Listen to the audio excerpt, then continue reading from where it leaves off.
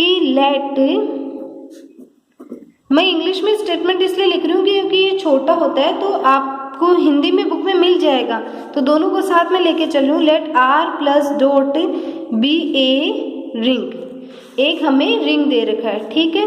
And let S be a non empty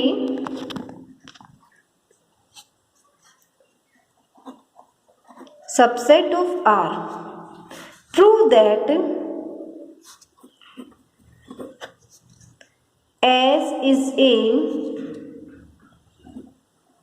subring if we, first condition क्या है, A और B यदि S के एलिमेंट है, इसका मतलब A माइनस B S का होना चाहिए।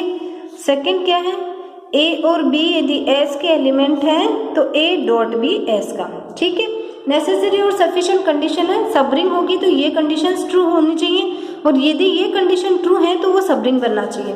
तो हमने पहले प्रूफ करते हैं, तो हम पहले मानते हैं कि नेसेसरी चीज़ को ले लेते हैं। तो लेट, यह हिंदी में बता देती हूँ, माना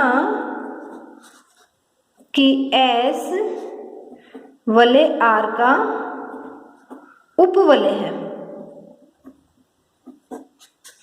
उपवलय माना है, और इन दोनों कंडीशंस को हम प्रूव करेंगे। अब यदि A और B S के दो अवयव हैं तो A S को बिलोंग कर रहा है, B S को बिलोंग है, सबरिंग है, उपवलय है, तो हर एलिमेंट का क्या होगा, योग प्रतिलोम विद्यमान होगा। तो B यदि S को बिलोंग कर रहा है तो माइनस B भी बिलोंग करेगा, A belonging to S minus B belonging to S। क्यों? क्योंकि B यदि S का अवयव है, दिस इंप्लाइज माइनस B भी S का अवयव होगा, ठीक है। अब क्या है, ये भी अवयव होगा, क्यों? क्योंकि योग के सापेक्ष ये क्या रहेगा, समवर्त रहेगा। तो इन दोनों एलिमेंट को जोड़ा जाए तो वो भी S का एलिमेंट आएगा, तो इसका मतलब A माइनस B S का है। तो पहली कंडीशन तो हमने प्रूव कर दी। दूसरी, साथ ही दूसरी तो हुई भी है, साथ ही A belonging to S B belonging to S implies A dot B S, क्योंकि S क्या है, गुणन संक्रिया के सापेक्ष क्या है, समवर्त है, गुणन संक्रिया के लिए समवर्त है, ठीक है। हमने यानी क्या है, अतः दिए हुए प्रतिबंध क्या है, उपवलय के लिए आवश्यक है। अतः दिए हुए प्रतिबंध क्या हो गए, उपवलय S के लिए क्या है, सत्य है या फिर आवश्यक है, आवश्यक है, ठीक है, कर दिया। अब कन्वर्सली हम लेके चलते हैं कि दोनों प्रतिबंध तो सत्य हैं और हमें S को क्या करना है, उपवलय सिद्ध करना है। तो उपवलय कैसे करेंगे, कन्वर्सली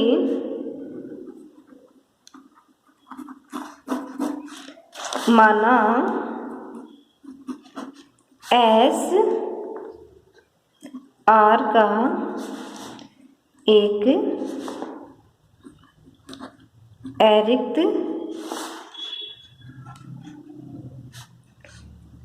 अरिक्त उप समुच्चय सबसेट है,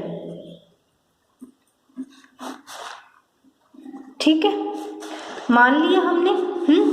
अब देते हैं तथा दोनों प्रतिबंध सत्य हैं, तो A belonging to S B belonging to S के लिए क्या है, A माइनस B S का अवयव है, पहली कंडीशन, और A B belonging to S implies A dot B belonging to S, ये दोनों चीजें हमारे पास में है, ठीक है। तो सबसे पहले हम क्या बताएंगे कि ये प्लस और डॉट के रेस्पेक्ट में ये क्या समवर्त है। तो अब देखो A S में है, वापस हम दोनों एलिमेंट ए ही लेते हैं, इसका मतलब a माइनस ए ये भी s का एलिमेंट होगा, ठीक है। तो a माइनस ए क्या हो गया, 0।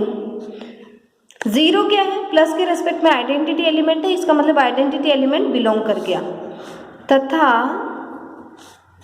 0 बिलोंगिंग टू s और a belonging to s implies 0 minus a belonging to s, इसका मतलब minus a belonging to s। तो a s को बिलोंग कर रहा है तो उसका एडिटिव इनवर्स भी s में है। दो चीजें होगी। अब इनसे हम क्या बताएंगे कि संक्रियाओं की समवर्तता बताएंगे, ठीक है। परिणामतः यहां से क्या परिणाम निकला, a belonging to s minus b belonging to s, क्योंकि हर एलिमेंट का इनवर्स है, तो a minus minus b belonging to s प्रतिबंध से, तो यहां से आ गया a plus b belonging to s, ठीक है। एक तो हो गया, साथ ही यानी योग के लिए तो क्या हो गया, समवर्त हो गया, साथ ही दिया हुआ है कि a belonging to s b belonging to s implies a dot b belonging to s। अब क्या है, s क्या है, जो r के जो बाइनरी यानी द्वितीय संक्रिया थी उनके सापेक्ष समवर्त है।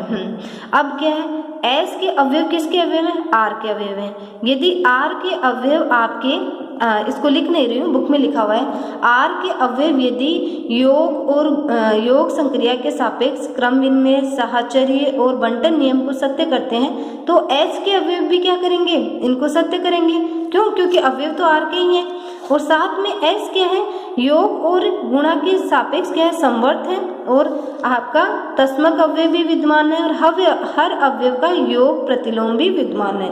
तो इन दोनों कंडीशन से देयरफॉर s क्या हो गया, is a subring of r की सबरिंग हो गया, क्योंकि s ने क्या किया, एक तो क्या है, दोनों द्वितीय संक्रियाओं के सापेक्ष से समवर्त हो गया, फिर क्या, वलय की सारे जितने भी अजम्पशंस हैं उनको सेटिस्फाई कर रहा है, तो s सबरिंग हो गया r की। ओके।